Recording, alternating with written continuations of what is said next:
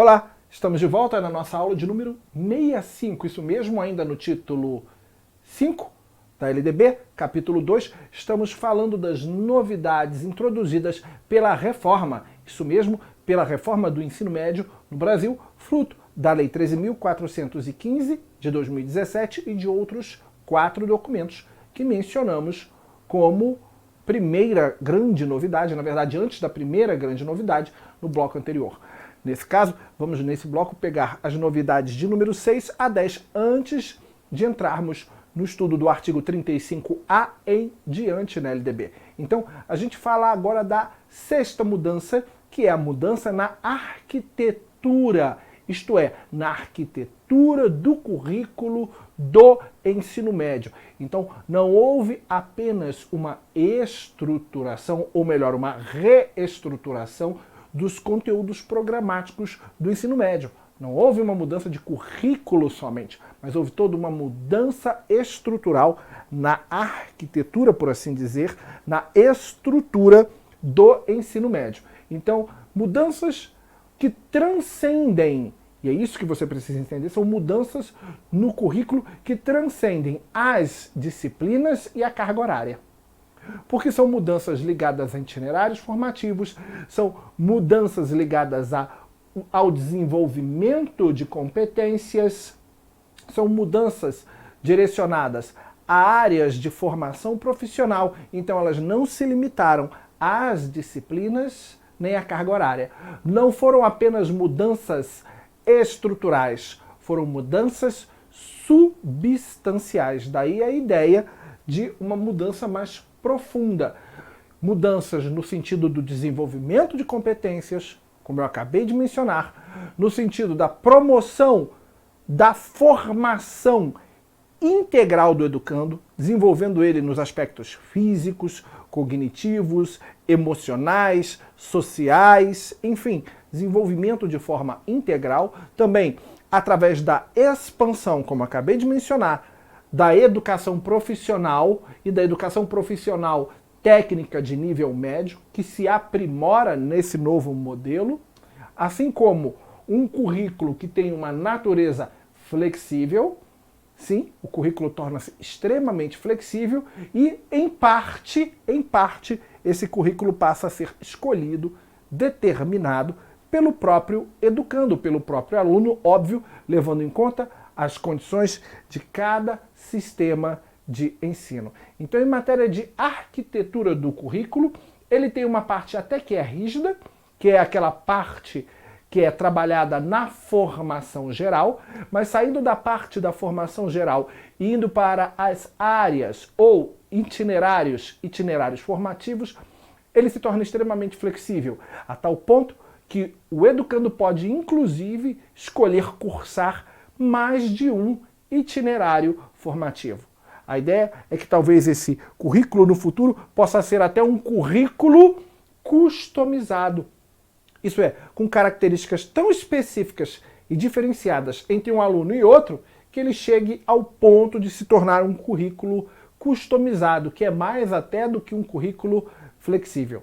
Então, quando a gente fala aí dessa flexibilidade, o que a gente quer dizer? É que há várias formas, e isso é a parte importante, de articular esses dois blocos. O bloco da formação geral básica e da parte diversificada, que abarca os itinerários formativos, podendo inclusive o educando cursar mais de um itinerário formativo. Então, as redes e as escolas podem definir, de acordo com um novo currículo, o formato, a duração e os locais onde serão executadas, onde serão desenvolvidas as atividades curriculares, levando em conta, inclusive, que elas podem, inclusive, ser feitas fora da escola, fora do ambiente da sala de aula, abarcando aí a indústria, abarcando aí o comércio e outros meios produtivos, podendo, inclusive, ser feita à distância ou na modalidade EAD.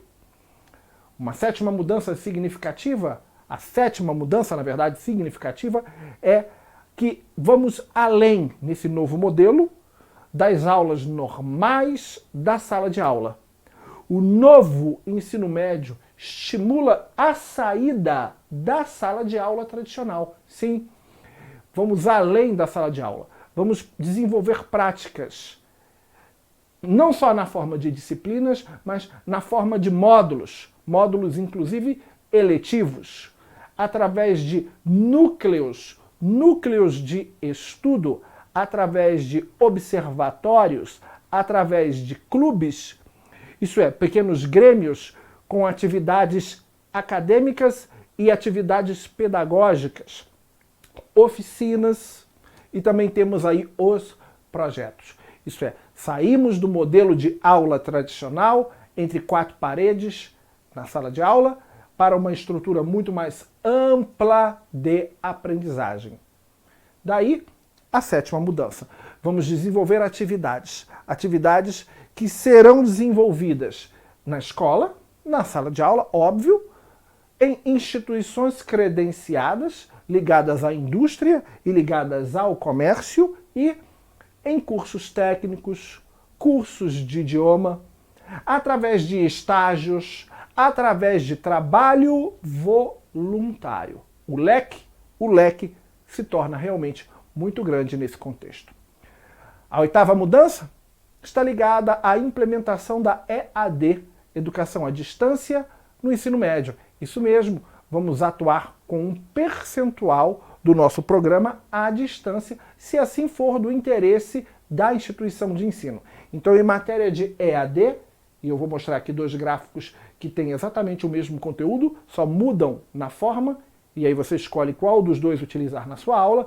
Nós teremos que até 20% dos conteúdos que serão trabalhados no diurno, no turno diurno, poderão ser feitos na modalidade EAD. Repetindo, turno diurno, até 20% das atividades acadêmicas poderão ser feitas EAD, e no noturno, para quem estuda no turno noturno, até 30% das atividades acadêmicas poderão ser feitas à distância. Como eu disse, temos aqui um novo gráfico. O ensino médio, a parte que é EAD para o diurno, até 20% do conteúdo programático pode ser feito à distância, enquanto no noturno, até 30% do conteúdo programático pode ser feita à distância. Dois gráficos, no fundo, esse e o anterior, que mostram a mesma coisa. Você pode usar os dois nas suas aulas ou apenas um. Isso fica a seu critério. Perfeito? Mudança. Ainda temos aqui a nona mudança. Qual seria a nona mudança? Seria a mudança na carga horária. Por óbvio. É óbvio que só uma mudança na carga horária não implica uma reforma, mas uma reforma implicaria necessariamente em uma mudança, uma alteração na carga horária, ou melhor, na distribuição da carga horária.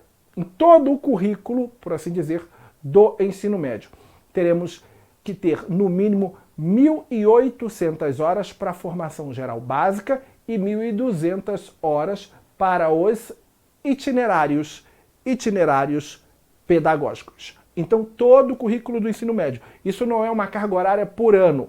Isso é a carga horária do ensino médio. A carga horária do ensino médio, ela tem que ter 3.000 horas no mínimo.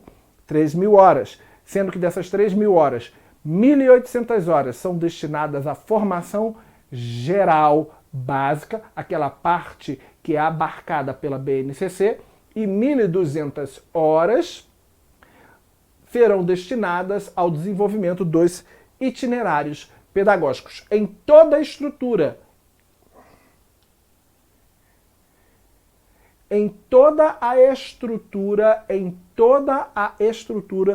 do ensino médio. Isso é, essas cargas são aplicadas a todo o ensino médio e não por ano. Isso é, quando eu somar os 3 anos no mínimo do ensino médio, ou 4 anos, se ele vier a ser profissionalizante e tiver 4 anos de duração, teremos que ter no mínimo essa carga horária para todo ensino médio.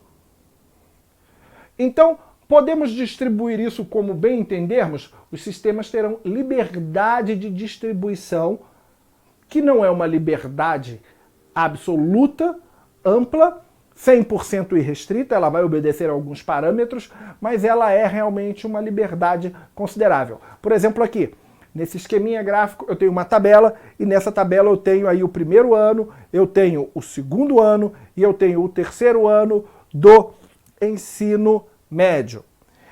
FGB quer dizer Formação Geral Básica, e IP quer dizer Itinerário Pedagógico. Então vou sair da sua tela, vou recuar, para que você veja aqui simulações de distribuição da carga horária. Lembrando que para a Formação Geral Básica temos que ter 1.800 horas e para Itinerário Pedagógico 1.200. Então aqui, ó, saindo da sua tela, recuando aqui para a lateral, no primeiro exemplo ali, primeiro ano, a escola pode distribuir, por exemplo, 600 horas para a Formação Geral Básica e 400 horas para o Itinerário Pedagógico. Por quê? Porque por ano temos que ter aí, até 2022, lembra? 1.000 horas. Lembra que até 2022, estudamos isso na aula anterior, 1.000 horas? Então, 600 mais 400, 1.000 horas. Colocamos 600 horas na Formação Geral Básica, 400 horas no Itinerário Pedagógico. Isso foi o primeiro ano, em uma determinada escola. Agora vamos aqui para o segundo ano. No segundo ano distribuímos também 600 e 400, somando as duas dá 1.000 horas por ano, e no terceiro ano também colocamos 600 e 400 horas. Observe que também dá 1.000 horas. Agora observe que a soma da Formação Geral Básica dá 1.800 horas. Olha, 600 mais 600 mais 600, 1.800 horas. E note bem que a soma do tempo destinado, da carga horária destinada a itinerários pedagógicos, dá 1.200 horas. 4, 8, 12. Então veja, Formação Geral Básica ao longo de todo o ensino médio tem que ter 1.800 horas. E Itinerário Pedagógico, 1.200. Olha aí, nesse primeiro exemplo, que temos as 1.800 para a Formação Geral Básica e as 1.200 para Itinerário Pedagógico. Lembrando que por ano não pode exceder até 2022. A gente tem que, na verdade, chegar até 1.000 horas. Não é que não possa exceder, até pode, mas tem que chegar ali a 1.000 horas até 2022. No exemplo número 2, olha aí. A escola optou por colocar 800 horas na Formação Geral Básica no primeiro ano e 200 no Itinerário Pedagógico. Somando as duas, dá 1.000. Perfeito, pode fazer? Pode. E aí no segundo ano, a escola diminuiu a carga horária da Formação Geral Básica. Diminuiu para 600. Por consequência, ela vai poder aumentar a carga horária do Itinerário Pedagógico. Veja lá, aumentou para 400. 600 mais 400 no segundo ano dá 1.000 horas. Perfeito. E no terceiro ano, podemos diminuir mais ainda a Formação Geral Básica. Observe bem, 400 horas apenas. Se eu destinar 400 horas para a Formação Geral Básica, quantas eu vou ter que destinar para Itinerário Pedagógico? Quantas? Quantas? Muito bem, você que respondeu 600 horas, acertou. Porque eu tenho que ter aí até 2022 1.000 horas, 400 mais 600 dá 1.000. E observe bem no arranjo que eu acabei de fazer aqui no exemplo número 2. Se eu somar, falando de Formação Geral Básica, 800 mais 600 mais 400, eu vou ter quanto? Eu vou ter 1.800 horas, que é o que a gente acabou de ver no slide anterior. Formação Geral Básica, 1.800 horas. E se eu somar 200, 400 e 600, eu vou ter o quê? 1.200 horas, que é a carga mínima para Itinerário Pedagógico. Agora imagina, o candidato que não leu direito, não entendeu isso, se você tiver uma questão de prova que você tenha que completar essa tabela e nas alternativas tenhamos números para complementação dessa tabela. E ele não se liga que por ano tem que ter 1.000 horas, e ele não se liga que para formação toda são 1.800 horas na formação geral e 1.200 horas no itinerário pedagógico. Por isso o exemplo. Continuando. No exemplo número 3, veja lá que eu coloquei as 1.000 horas na formação geral básica no primeiro ano. Posso fazer isso? Posso. Se eu botar 1.000 horas na formação geral básica, por óbvio, o itinerário pedagógico terá 0 horas, porque eu já terei cumprido as 1000 horas que são necessárias para aquele ano. Por consequência, quando chegar no segundo ano, eu colocaria ali, por exemplo, 600 horas de formação geral básica, teria uma redução, e um aumento sensível do itinerário pedagógico, 400 horas. Perfeito? Muito bem. Somando 600 mais 400, nós temos aí 1000 horas. E aí, por consequência, no último ano, eu teria ali apenas 200 horas na formação geral básica, que é o que sobrou. Veja, 1000 mais 600 mais 200. Só sobrou 200. 200 horas na formação geral básica. Por consequência, eu vou ter quantas horas para o itinerário pedagógico? Pensa ali. Quanto falta para chegar a 1000? Exatamente 800 horas. Perfeito?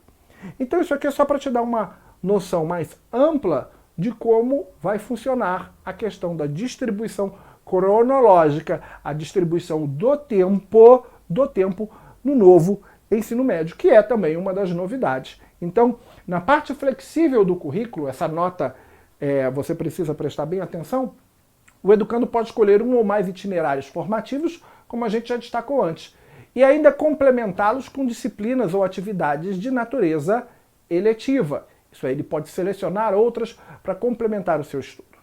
E como nossa última novidade, há outras, mas menos relevantes, essas são as 10 que valem a pena ser comentadas em sala de aula, temos a materialização da Base Nacional Comum Curricular. Por que materialização? Porque esse é um documento que já é prescrito lá na Constituição Federal. Na Constituição Federal de 88 fala da BNCC como um documento técnico e normativo que deveria ser implementado para nortear os estudos, ou melhor, para nortear o currículo na educação infantil, no ensino fundamental e no ensino médio, mas só foi implementado no ano de 2018. A LDB também fala desse documento e o Plano Nacional de Educação também menciona esse documento, que é a BNCC, é um documento técnico e normativo publicado no ano de 2018. Como já foi dito em sala de aula, BNCC é uma coisa e currículo é outra coisa. São dois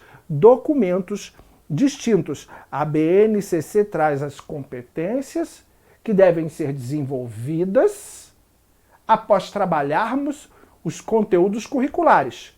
Isto é, a BNCC tem o conteúdo curricular como meio e ela como fim. O conteúdo curricular é meio para alcançarmos uma determinada finalidade, que é a finalidade prevista na própria BNCC, que é o desenvolvimento de competências. Então, o objetivo da Base Nacional Comum Curricular não é dizer o que o aluno deve saber. Quem diz o que o aluno deve saber é o currículo. O currículo vai dizer o que o aluno tem que saber. E o objetivo da BNCC é dizer o que o aluno tem que saber? Não. Esse objetivo é do currículo. Então, o objetivo da BNCC não é dizer o que o aluno deve saber, mas sim dizer o que o aluno deve fazer, o que o educando deve fazer com aquilo que ele sabe. Esse é o objetivo da BNCC. O que ele vai fazer com aquilo que ele sabe? Isso é a competência. Esse é o objetivo da BNCC. E ela vai definir 10 competências gerais que todo aluno deve desenvolver ao longo da sua educação básica. Perfeito? Então a BNCC, ela é um conjunto de competências, que é diferente de um conjunto de disciplinas. O currículo seria um conjunto de disciplinas, mas a BNCC seria o conjunto de competências que desenvolveríamos após o trato com as disciplinas. Perfeito? Muito bom! Sabendo disso, você vai ver essa aula mais uma vez, vai fazer uma outra revisão e na próxima aula começamos com o estudo e a análise do artigo 35A em diante. Um grande abraço, fique com Deus e até o nosso próximo encontro.